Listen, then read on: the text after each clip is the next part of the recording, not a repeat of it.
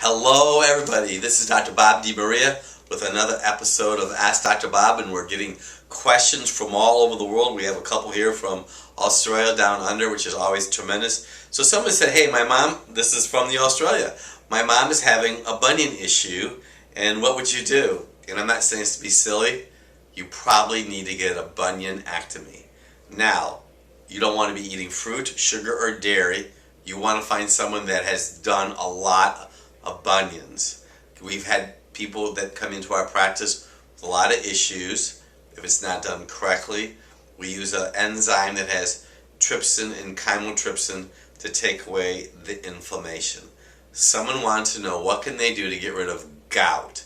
We use a product called folate.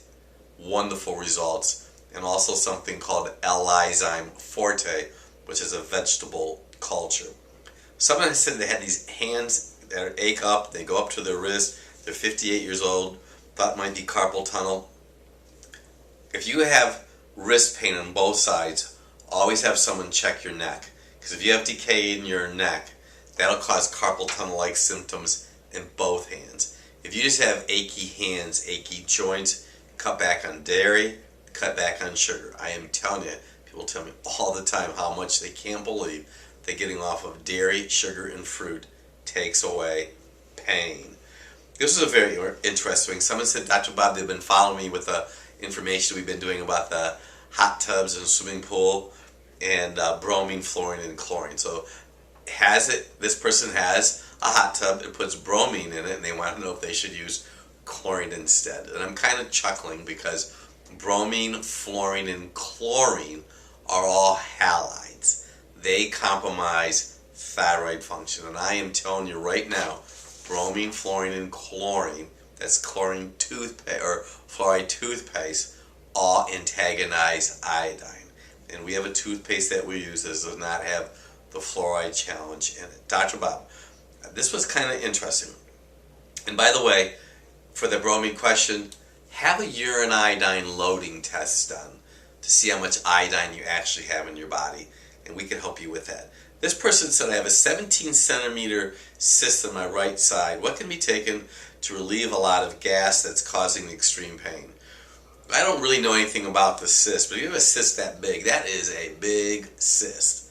You may want to have it checked. I don't know if it's an internal cyst or an external cyst, but there's definitely an issue going on there. I'm sorry to trouble you, which is not a trouble. What can I do for increasing my energy? I'm 45 years old. Something very simple. Sleep. Get to bed by 10.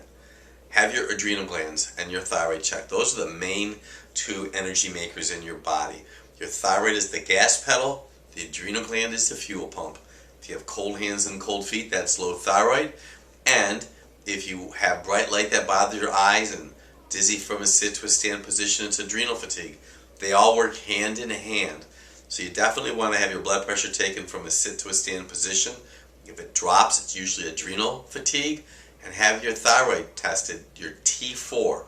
If it's less than the midline or 8, you probably need to have some assistance. Somebody was mentioning about their cortisol building up, and it's blowing through their back of their eye, and they want to know what kind of foods can help reduce cortisol. Well, there's something called an adaptogen. An adaptogen is an herb that we use to manage cortisol levels, but you want to avoid sugar at all costs. I mean, that will raise your cortisol. But I'm going to tell you something else that I've seen. If you eat a lot of protein at a meal and you crave sugar afterwards, sometimes just eating a lot of protein can create an adrenal gland type of a rush too. I'm just throwing that out to you, but sugar by far is going to raise your cortisol. And you can have what we call an adrenal stress index to check that out. Are there any supplements for genital herpes flare-up?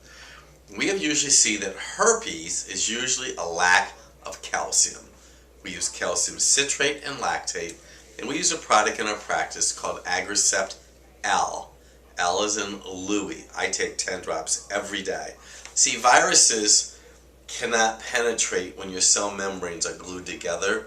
When you don't have enough calcium in your body, those viruses penetrate.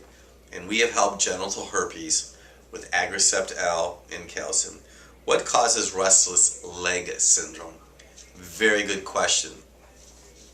We use more of what we call quote-unquote a fat-soluble B vitamin, riboflavin and choline, and we also use minerals, riboflavin and choline, and we use minerals, Celtic sea salt, maybe Himalayan salt. We also use some various salts from or minerals from Biotics Research Corporation. If someone already consumes flax oil, oil, it looks like they said, and it contains omega-369, should they continue to take their flax or fish oil? You know, the best thing I could suggest you do, if you take flax oil, over time, flax oil could deplete your B6. I would consider having an essential fatty acid blood spot test done, because that'll tell you, it's like putting a dipstick right inside of your body to tell you exactly what kind of oil that your body needs. Thank you, everybody. Wonderful questions. I'm sure it's going to make a difference in your life. Pass it on.